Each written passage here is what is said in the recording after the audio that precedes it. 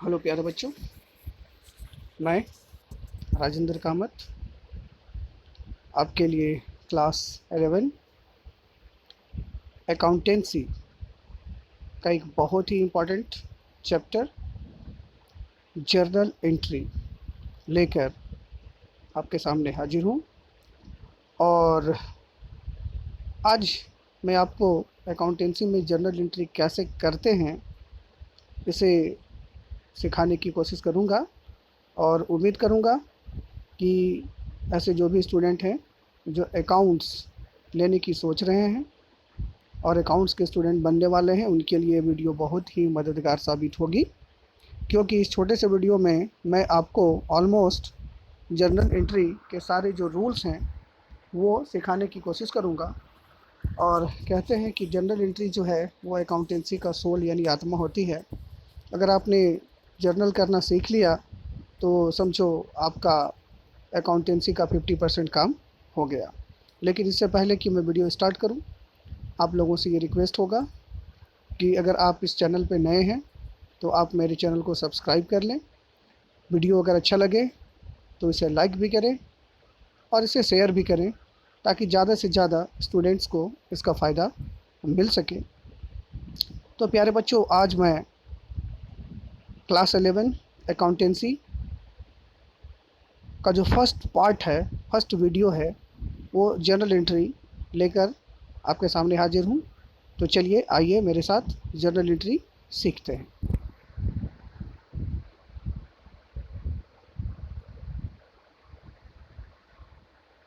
सबसे पहले मैं आपको बता दूं बच्चों, ये जो जर्नल एंट्री सीखना है तो इसको सीखने से पहले हमें सबसे पहले ये सीखना होगा कि टाइप्स ऑफ अकाउंट्स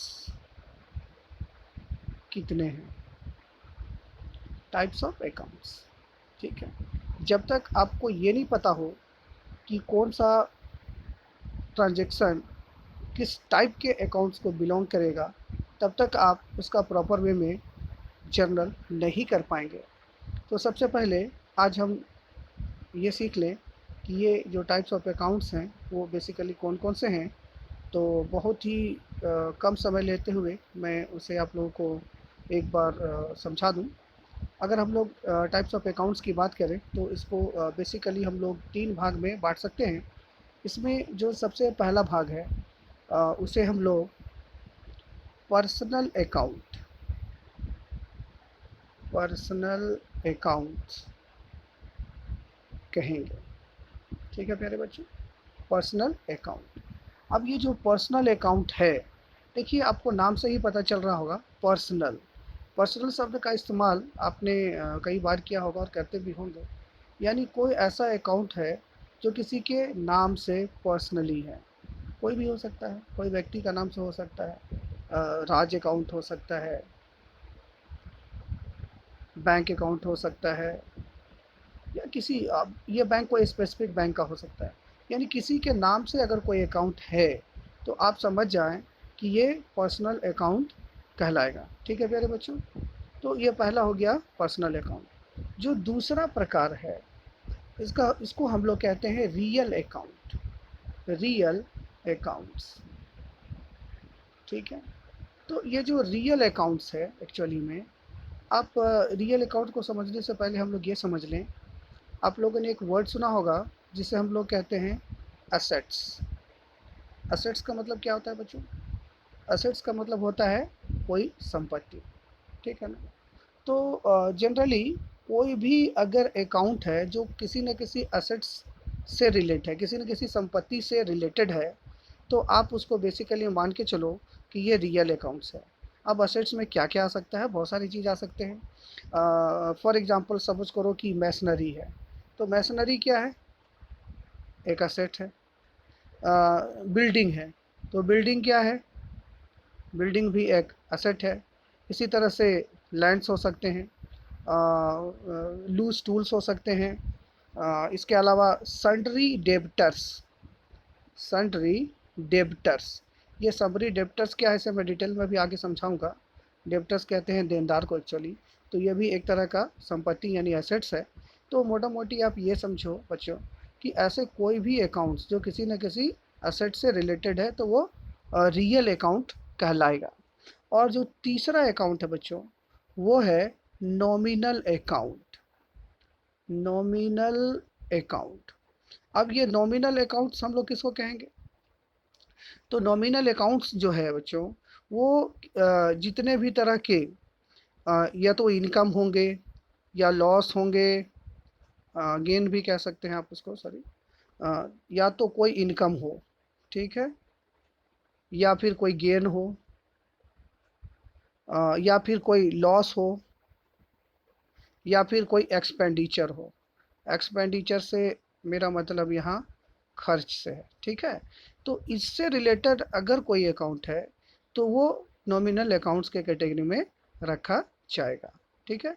यानी किसी भी तरह का इनकम होना, पैसा का आना जाना, या फ़ायदा होना, या कोई घाटा हो जाना, या कोई खर्च होना यानी कि एक्सपेंडिचर, तो इससे रिलेटेड कोई भी अकाउंट्स है प्यारे बच्चों, तो हम उसे क्या कहेंगे? नॉमिनल अकाउंट कहेंगे, ठीक है। अच्छा, अब यहाँ पे एक समझने वाली बात है क्या, कि कभी भी जब हम लोग अकाउंट्स की बात कर रहे हैं तो ये हमने देखा कि ये 3 तरह के अकाउंट्स हो गए। अब सबसे पहला जो रूल है प्यारे बच्चों, वो रूल हम सीखेंगे यहाँ पर। सबसे पहला रूल हम लोग सीखेंगे यहाँ पर पर्सनल अकाउंट के लिए। तो अगर ये हम बात करें पर्सनल अकाउंट की, तो इसका जो रूल है प्यारे बच्चों, बहुत शॉर्ट में आप उसको याद रखिए, इसको गोल्डन रूल भी कहते हैं। इसको गोल्डन रूल, गोल्डन रूल के नाम से जाना जाता है। तो ये गोल्डन रूल एक्चुअली में क्या है, इसे मैं बहुत शॉर्ट में आपको बता रहा हूँ बच्चों। पर्सनल अकाउंट के लिए ये रूल है, इसके लिए है डेबिट द रिसीवर। यानी रिसीवर जो कोई चीज़ को प्राप्त कर रहा है उसको डेबिट करना है, ठीक है। अब ये डेबिट और क्रेडिट क्या है इसे भी मैं अभी आपको समझाऊंगा। यानी कोई भी रिसीवर है तो उसको आप डेबिट कर दें, एंड क्रेडिट द गिवर, यानी जो देने वाला है उसको हमको क्रेडिट करना है, ठीक है। अब यहाँ पर ये जो दोनों वर्ड आए हैं बच्चों, जो कि आप अभी 11th क्लास में हैं और आप नए होंगे, तो ये दोनों वर्ड के बारे में आपको समझा दूँ। सबसे पहले ये डेबिट क्या है? डेबिट जो है, ये इसको डेबिट हम लोग लिखते हैं, शॉर्ट में हम लोग इसको DR कहते हैं।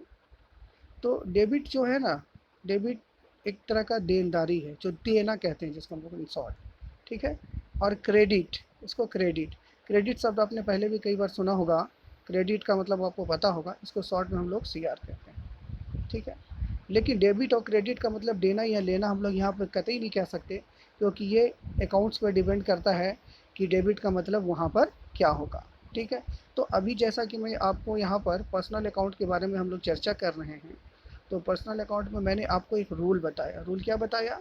कि debit the receiver and credit the giver, यानी जो दे रहा है किसी चीज़ को, ठीक है, उसको क्रेडिट करना है, और जो प्राप्त कर रहा है किसी चीज़ को उसको क्या करना है?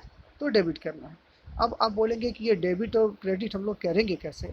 तो आइए मैं आपको यहाँ पे, आप थोड़ा स्क्रीन में आ जाइए मेरे साथ। ये क्वेश्चन है यहाँ पर, मैं आपको स्क्रीन का ये एक फॉर्मेट आपको दिखला रहा हूँ, और इस फॉर्मेट को देखें। यहाँ पर आप देखिए प्यारे बच्चों, ये एक फॉर्मेट है सिंपल सा, ऊपर में जर्नल लिखा हुआ है, उसके नीचे in the books of Manohar Lal. जो क्वेश्चन है उसे मैं बताऊँ क्वेश्चन। इस ये फॉर्मेट जो तैयार करना है आपको, ये फॉर्मेट कुछ इस तरह से होगा। सबसे पहले आप इस लाइन को देखेंगे, ऐसा बॉक्स ड्रॉ करेंगे। सबसे पहला जो कॉलम है ये डेट का कॉलम है। इसके बाद पार्टिकुलर्स है, यानी जो ट्रांजेक्शन्स हो रहे हैं उसका कॉलम है। इसके बाद LF लिखा हुआ, LF का मतलब होता है लेजर फोलियो, ठीक है। इसके बाद देखिए यहाँ डेबिट और अमाउंट मेंशन्ड है रुपीज़ में। इसके बाद ये जो कॉलम है ये क्रेडिट और अमाउंट रुपीज़ में मेंशन है। तो इस तरह का आपको एक फॉर्मेट बनाना है, ठीक है। अब आप यहाँ नीचे थोड़ा सा और आ जाइए। अगर आप नीचे यहाँ पर आएंगे तो आप थोड़ा, मैं इसको स्क्रॉल कर दूँ। अब यहाँ पे आप देखिए, ये जो आपको कैश अकाउंट DR, इस लाइन को आप देखिए यहाँ पे, इस लाइन को कैश अकाउंट DR, और DR के अमाउंट को यहाँ लिखा हुआ है, और टू लिखकर फिर कैपिटल अकाउंट को CR, ये CR वाला कॉलम है, ये क्रेडिट किया हुआ है, और नीचे यहाँ पर नरेशन मेंशन किया गया है, ठीक है, अभी मैं स्क्रीन पे इसको करके बताऊँगा।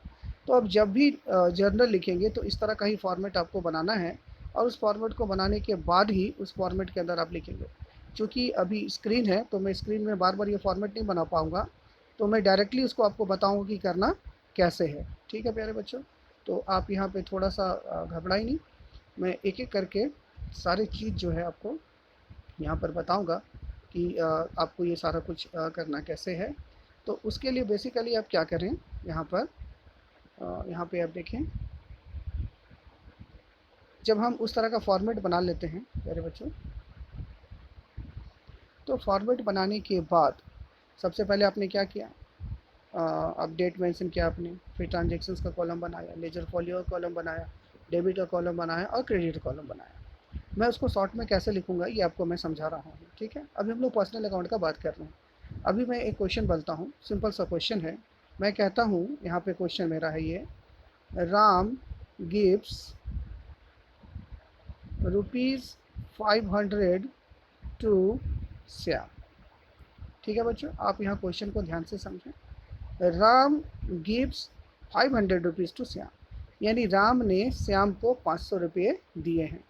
अब यहाँ पे सबसे पहले आप ये देखो कि यहाँ पर गिवर कौन है, तो गिवर आपको दिखेगा यहाँ पर कि राम है।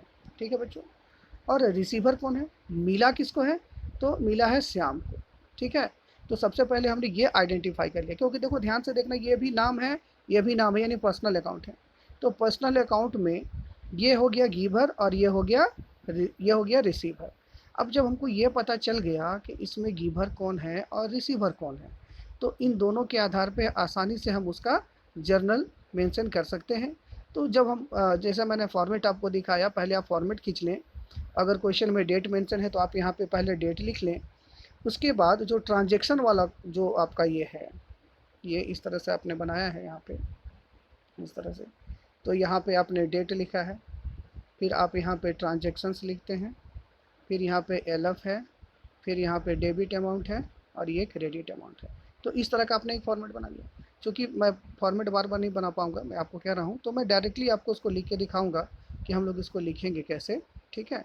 तो अभी जो मैंने क्वेश्चन दिया, इसमें राम ने श्याम को 500 रुपये दिए हैं, तो पैसा मिला किसको है, तो श्याम को मिला है। ठीक है? यानी श्याम रिसीवर है। तो हम लोग यहाँ पर इस तरह से आप लाइनिंग खींच लें पहले। ये ट्रांजैक्शन हो गया, ये डेबिट हो गया और ये क्रेडिट हो गया। तो रिसीवर कौन है, श्याम है। तो हम पहले लिखेंगे श्याम, यहाँ पे हमने श्याम लिखा और यहाँ डॉट डॉट करते हुए यहाँ डेबिट मेंशन किया। तो कितना पैसा मिला है श्याम को बच्चों, 500 रुपया। 500 मैंने यहाँ लिख दिया। इसके बाद यहाँ मैंने 2 दिया, और 2 के साथ भी लिख सकते हो, नीचे भी लिख सकते हो, दोनों तरीका है। यहाँ पे गिवर कौन है बच्चों, तो गिवर यहाँ पर राम है। तो राम को हमने यहाँ पर क्रेडिट कर दिया और इसको क्रेडिट वाले कॉलम में यहाँ पे 500 रुपये लिख दिया। ठीक है बच्चों, तो हमने यहाँ पे देखा कि जो रिसीवर है उसको हमने क्या किया, डेबिट किया, और जो गिवर है उसको क्रेडिट किया।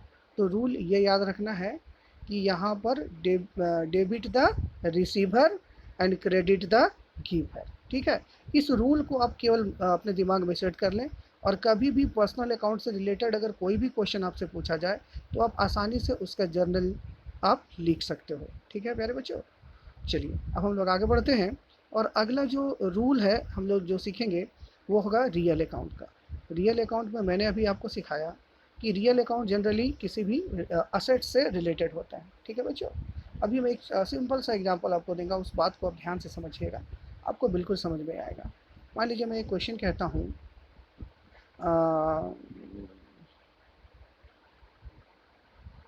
ए मशीन इज परचेस्ड, परचेस्ड मतलब खरीदा गया, ठीक है, फॉर कैश इन 2000 रुपीज़। ठीक है बच्चों, क्वेश्चन ये कह रहा है कि एक मशीन है जिसकी कीमत 2000 रुपये है, उसे नगद खरीदा गया है। ठीक है, अब देखिए यह जो मशीन है ये क्या है, एक्चुअली में ये एक एसेट है। ठीक है बच्चों, अभी मैंने तुरंत आपको बताया है, इसमें रूल के अभी रूल मैंने अभी नहीं बताया इसका, बट अगर ऐसा क्वेश्चन हो कि एक मशीन जो है वो नगद खरीद कर लाया गया है, तो इसका जर्नल हम कैसे करेंगे। तो इसके लिए हमको जो रियल अकाउंट्स हैं उसका रूल पता होना चाहिए। तो रियल अकाउंट का रूल क्या है प्यारे बच्चों, जो गोल्डन रूल मैंने कहा उसको यहाँ पे नोट करो। डेबिट व्हाट कम्स इन, हमेशा याद रखना बच्चों। इन यहाँ पे देखो, कभी भी आप ट्रांजेक्शन करो कि तो मान के चलो कि वो कंपनी या बिजनेस आपका है, ठीक है। तो डेबिट व्हाट कम्स इन यानी जो आपके पास आ रहा है, आपके बिजनेस में आ रहा है, आपके वो ट्रांजेक्शन हो रहा है, ठीक है। यानी जो आपके पास आ रहा है उसको डेबिट करना है। And credit what goes out, what goes out, अर्थात जो आपके पास आ रहा है आप उसको क्या कर रहे हैं, डेबिट कर रहे हैं। और जो आपके पास से जा रहा है उसको क्या करना है, क्रेडिट करना है, ठीक है। तो अभी मैंने बच्चों आपको एक क्वेश्चन दिया था। क्वेश्चन क्या दिया था कि हमने एक मशीन खरीदा था नगद यानी फॉर कैश, कितने का, 2,000 रुपये का। और उसमें चूंकि मशीन खरीदा गया है, तो आप ऐसे इमेजिन करो कि आपने जब मशीन खरीदा तो आपके पास आया क्या, तो आप कहेंगे मेरे पास मशीन आया। तो मैं पूछूंगा ठीक है फिर आपके पास से गया क्या, तो आप कहेंगे मेरा पैसा गया। तो यह क्लियर कॉन्सेप्ट है कि मशीन मेरा आया है और पैसा चला गया है। तो जो आएगा उसको मैंने डेबिट करने बोला है। तो मशीन आया है, तो हम लोग यहाँ पे क्या करेंगे कि ये जो मशीन अकाउंट है, इस मशीन अकाउंट को हम डेबिट करेंगे, ठीक है बच्चों। और यहाँ पे हम जो भी अमाउंट होगा, जैसे 2,000 था तो उसको डेबिट वाले कॉलम में लिख देंगे। क्लियर है। अच्छा, अब आपके पास से गया क्या है, तो पैसा गया है। तो हम लोग यहाँ लिखेंगे टू कैश, यानी पैसा मेरा जा रहा है। तो जो जा रहा है उसे मैंने क्या करने बोला बच्चों, क्रेडिट। तो जो क्रेडिट वाला कॉलम यहाँ पे बनाएंगे आप, क्रेडिट वाले कॉलम में यहाँ पे मेंशन कर देंगे 2,000। तो ये डेबिट वाले कॉलम में डालेंगे, ये क्रेडिट वाले कॉलम में डालेंगे। अब एक बार फिर से समझ लीजिए इसको, मैं थोड़ा लाइन खींच के इसको बता देता हूँ। इस तरह से जो फॉर्मेट मैंने कहा है ऐसा फॉर्मेट आप खींच लीजिएगा। पहले डेट का, फिर ट्रांजेक्शन्स का, फिर लेजर फॉलियो का, फिर एक कॉलम होगा डेबिट का, एक कॉलम होगा क्रेडिट का, ठीक है। इस तरह से आप यहाँ पे कॉलम जो है वो खींच लेंगे। ये डेबिट का कॉलम होगा, ये क्रेडिट का। और यहाँ पे आप लिखेंगे पहले कि आपका मशीन आया है प्यारे बच्चों। तो आप यहाँ पे मशीन अकाउंट को क्या करेंगे, डेबिट करेंगे। और to cash account, cash account को क्या करेंगे, क्रेडिट। तो जहाँ पे मशीन लिखा गया है यहाँ पे हमने डेबिट वाले कॉलम में 2,000 लिख दिया, और जहाँ कैश है हमने इसको क्रेडिट वाले कॉलम में 2,000 लिखा, ठीक है बच्चों। तो इस तरह से इसका जर्नल हम आसानी से कर सकते हैं अगर कोई भी रियल अकाउंट हो तो। अब इसके बाद हम लोग चलते हैं, जो थर्ड है टाइप्स ऑफ अकाउंट, जिसको मैंने अभी कहा वो है नॉमिनल अकाउंट। तो नॉमिनल अकाउंट को पहचानने के लिए मैंने बच्चों आपको रूल बताया कि अगर कोई भी अकाउंट जो किसी इनकम या गेन या एक्सपेंडिचर या लॉस से रिलेटेड है तो फिर वो नॉमिनल अकाउंट है। तो नॉमिनल अकाउंट में आपको जो रूल याद रखना है, गोल्डन रूल, वो इस तरह से है, यानी debit all expenditure and loss, यानी कोई भी आपका जो खर्च है या जो लॉस है उसको हमेशा डेबिट करना है। एंड क्रेडिट ऑल इनकम, या आप इसको गेन भी कह लीजिए, गेन, कोई भी इनकम है या गेन है तो उसको हमेशा क्रेडिट करना है। और कोई भी एक्सपेंडिचर है या घाटा हो रहा है, लॉस हो रहा है, तो इसको हमेशा डेबिट करना है, ठीक है बच्चों। यानी यहाँ पे सिंपल सा रूल ये याद रखिए, डेबिट ऑल एक्सपेंसेस और एक्सपेंडिचर और loss and credit all incomes और गेन्स, ओके। तो इस छोटे से रूल के थ्रू हम लोग आसानी से इसका भी जर्नल कर सकते हैं। मैं आपको एक छोटा सा एग्जांपल यहाँ पे दे दूँ, उसके बाद एक क्वेश्चन हम करेंगे। तो एग्जांपल मैं इस तरह से अभी दे रहा हूँ आपको। मान लीजिए, सपोज करिए मैं कह रहा हूँ यहाँ पे कि आप का एक फैक्ट्री है, आप बिजनेस चला रहे हैं, तो आप अपने एम्प्लॉय को सैलरी देते हैं। तो सपोज करिए आपने पेड सैलरी ₹50,000, ठीक है। आपने अपने एम्प्लॉय को 50,000 रुपया सैलरी दिया, नगद दिया, कैश दिया, इन कैश नगद दिया पेमेंट, सपोज दैट। अब यहाँ पे बच्चों आप ये सोचो कि ये जो सैलरी है ये कौन सा अकाउंट होगा। अच्छा ये बताइए, अगर आप एक बिजनेसमैन हैं और आप अपने एम्प्लॉय को पेमेंट कर रहे हो, सैलरी है, तो ये आपके बिजनेस के लिए क्या है, आप ऑफिशियली कहेंगे ये मेरे बिजनेस में एक प्रकार का खर्च है, यानी एक्सपेंडिचर है। तो मैंने आपको अभी क्या सिखाया कि अगर कोई भी एक्सपेंडिचर या लॉस हो रहा है तो उसको कहाँ लिखना है, उसको डेबिट में लिखना है, ठीक है। तो आप ये डेबिट और ये क्रेडिट, तो चूंकि सैलरी एक तरह का एक्सपेंडिचर है आपके लिए, तो आप क्या करेंगे, सैलरी अकाउंट को यहाँ डेबिट करेंगे, सैलरी अकाउंट DR, ठीक है बच्चों। 50,000 अगर पेमेंट किया है तो हमने यहाँ 50,000 मेंशन कर दिया, ठीक है। अच्छा, अब ये सोचिए जब आपने सैलरी दिया तो आपका गया क्या, आपका पैसा गया, कैश गया। तो कैश तो रियल अकाउंट है, तो उसमें मैंने बताया है कि जो आपके पास से चला जाए, अगर वो रियल है तो वो क्रेडिट में जाएगा। तो सैलरी चूंकि खर्च था यानी एक्सपेंडिचर, तो आपने उसको डेबिट में लिखा, और गया क्या, तो पैसा गया यानी कैश गया। तो यहाँ पे आप कैश अकाउंट को, या खाली कैश भी लिख सकते हैं या कैश अकाउंट दोनों लिख सकते हैं। तो कैश को आपने क्या करेंगे, क्रेडिट करेंगे। तो ये क्रेडिट वाले कॉलम में 50,000 रुपये आप मेंशन करेंगे, ठीक है। तो 50,000 डेबिट और ये 50,000 क्रेडिट। हमेशा ध्यान दीजिए बच्चों, हम लोग जो पढ़ रहे हैं एक्चुअली में, इसको डबल एंट्री सिस्टम कहते हैं, डबल एंट्री सिस्टम। आप हमेशा याद रखिए कि कोई भी ट्रांजेक्शन होगा, तो कोई भी ट्रांजेक्शन होगा तो हमेशा उसमें दो पार्टी इन्वॉल्व होगा, या तो उसमें एक या तो डेबिट होगा तो दूसरा क्रेडिट, या एक क्रेडिट है तो दूसरा डेबिट होगा, यानी हमेशा दो पक्ष का इन्वॉल्वमेंट होता है। इसलिए इस सिस्टम को ही डबल एंट्री सिस्टम भी कहा जाता है। हालांकि डबल एंट्री सिस्टम से पहले जो सिस्टम इम्प्लीमेंटेड था उसको सिंगल एंट्री सिस्टम कहते हैं। आपको बाद में सिंगल एंट्री सिस्टम भी पढ़ने का मौका मिलेगा, पर चूंकि हम लोग यहाँ पे डबल एंट्री सिस्टम को पढ़ रहे हैं, तो ये हमेशा ध्यान रखना है कि कभी भी कोई ट्रांजेक्शन होगा हमेशा दो लोग इन्वॉल्व होंगे, दो पार्टी इन्वॉल्व होगी। एक अगर डेबिट होगा तो ऑफिशियली दूसरा क्रेडिट होगा ही होगा, ठीक है बच्चों। तो ये तीन जो थे ये गोल्डन रूल थे। अब हम लोग एक क्वेश्चन के माध्यम से इसको समझने का प्रयास करेंगे। यहाँ पे आप इस स्क्रीन को देखेंगे, ठीक है। अब स्क्रीन पे आपको एक क्वेश्चन यहाँ दिख रहा होगा, ठीक है। अब देखिए क्वेश्चन क्या लिखा है। पहला यहाँ पे ध्यान से पढ़ें मार्च 1 को, Manohar Lal and sons started business with cash 60,000। प्यारे बच्चों आप ये बताइए, जब भी आप कोई बिजनेस शुरू करते हैं तो उस बिजनेस को शुरू करने के लिए आप क्या लगाते हैं, ऑब्वियसली बोलेंगे कि हम उसमें कैपिटल का इन्वेस्टमेंट करते हैं। तो यहाँ पे ये जो मनोहर लाल जी हैं, इन्होंने जो बिजनेस स्टार्ट किया 60,000 से, ये इनका क्या है, ये इनका कैपिटल है, ठीक है। अब सवाल ये है कि जो पहला एंट्री है यानी जो बिजनेस स्टार्ट करने का एंट्री का, जहाँ पे कैपिटल का इन्वॉल्वमेंट है, तो उसका एंट्री हम लोग कैसे करते हैं। तो प्यारे बच्चों ये हमेशा याद रखिए, जो कैपिटल जिसको पूंजी भी कहते हैं, ये किसी भी कंपनी के लिए एक लाइबिलिटी है, एक लॉस आप कह सकते हैं उसके लिए, या एक्सपेंडिचर है कंपनी के लिए, ठीक है। बिजनेस और बिजनेसमैन ये दोनों अलग अलग चीज़ें होते हैं। तो यहाँ पे जो कैपिटल है वो एक तरह का लाइबिलिटी है, ठीक है ना प्यारे बच्चों। तो इसका एंट्री हम लोग कैसे करेंगे, आप यहाँ पे सॉल्यूशन पे आ जाइए। हमेशा ध्यान दीजिएगा कि जो लाइबिलिटीज़ होते हैं, ठीक है, जितने भी लाइबिलिटीज़ होते हैं, लाइबिलिटीज़ को हमेशा क्रेडिट किया जाता है, हमेशा। तो यहाँ पे ये जो कैपिटल है ये एक लाइबिलिटी है, तो इसलिए इसको यहाँ देखिए क्रेडिट किया गया है। फॉर्मेट यहाँ पे आप देख रहे हैं प्यारे बच्चों, जो फॉर्मेट मैंने बताया है वही फॉर्मेट यहाँ पे खींचा गया है, ठीक है।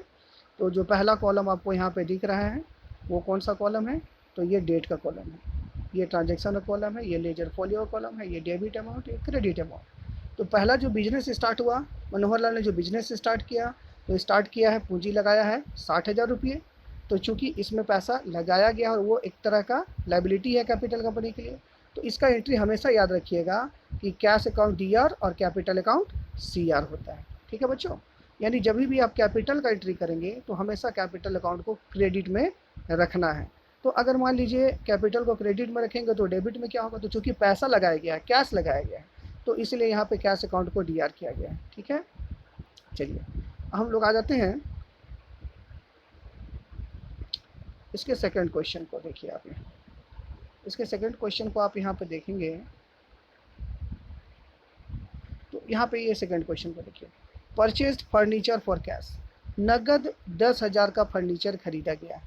प्यारे बच्चों सबसे पहले मुझे आप ये बताइए, ये जो फर्नीचर खरीदा गया, तो फर्नीचर क्या है, तो ऑब्वियसली कहेंगे कि ये एक तरह का संपत्ति है, एसेट है।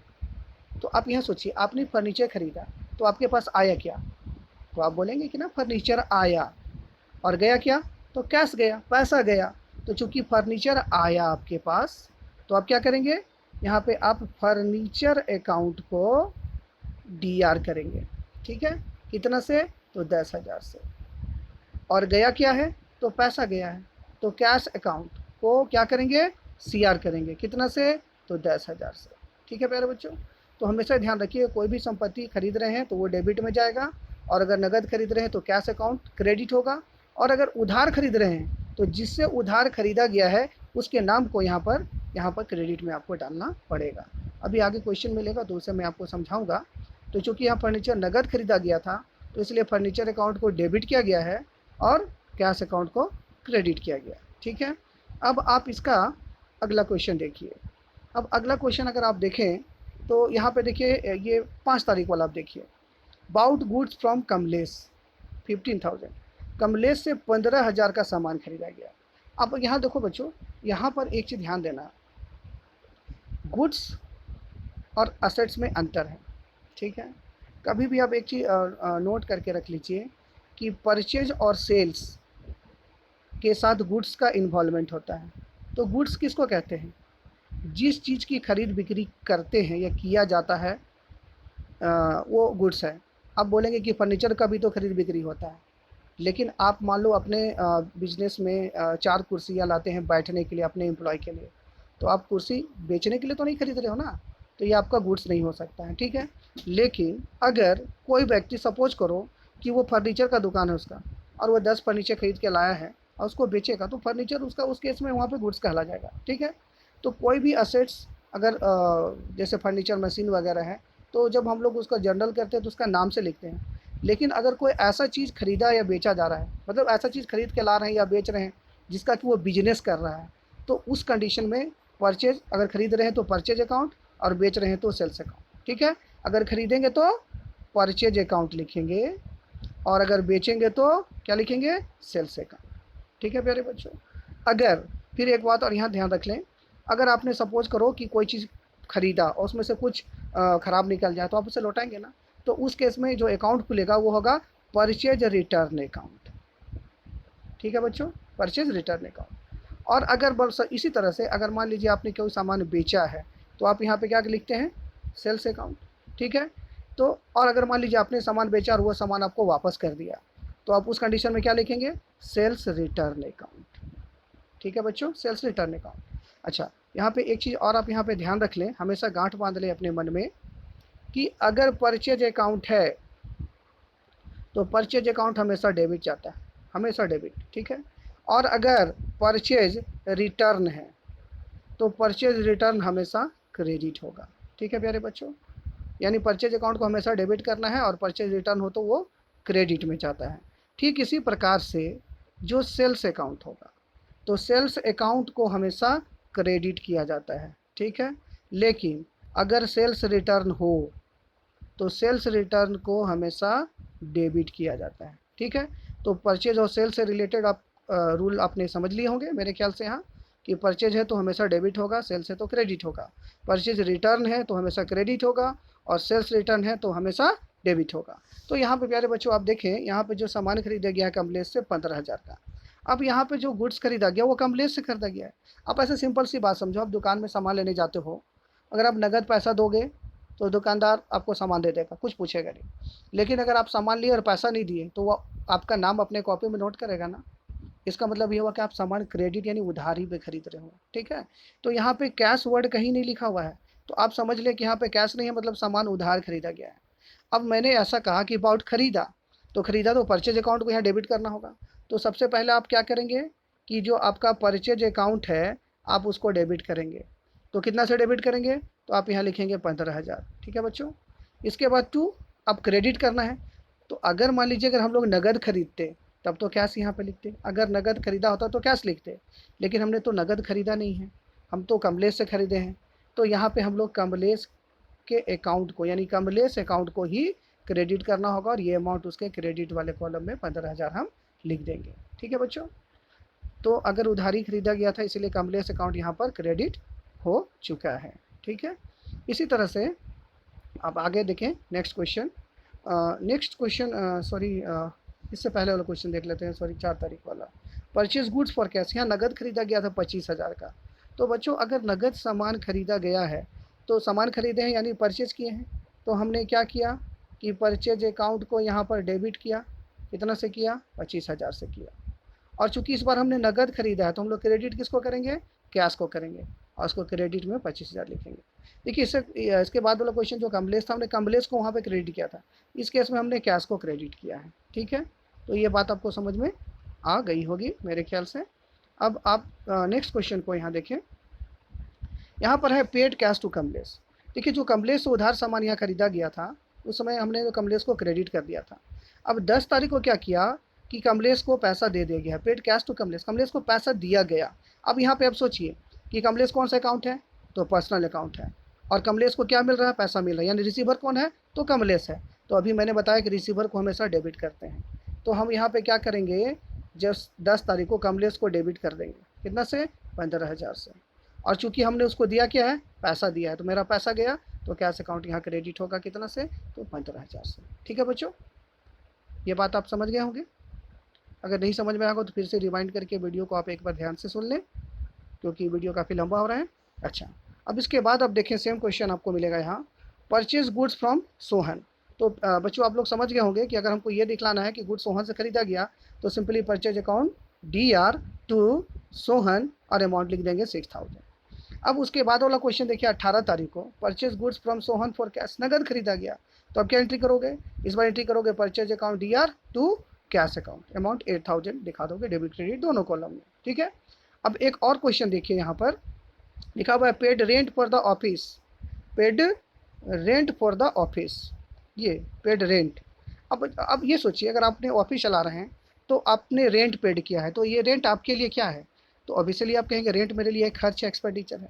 तो मैंने अभी आपको क्या सिखाया कि ये नॉमिनल अकाउंट है, और नॉमिनल अकाउंट में कोई एक्सपेंडिचर हो रहा है तो उसको डेबिट करते हैं। तो हम यहाँ क्या करेंगे कि रेंट अकाउंट को हम DR कर देंगे। ठीक है बच्चों, रेंट अकाउंट को DR किया, अमाउंट है 1,000, तो उसको डेबिट वाले कॉलम में यहाँ पर 1,000 मेंशन कर दिया।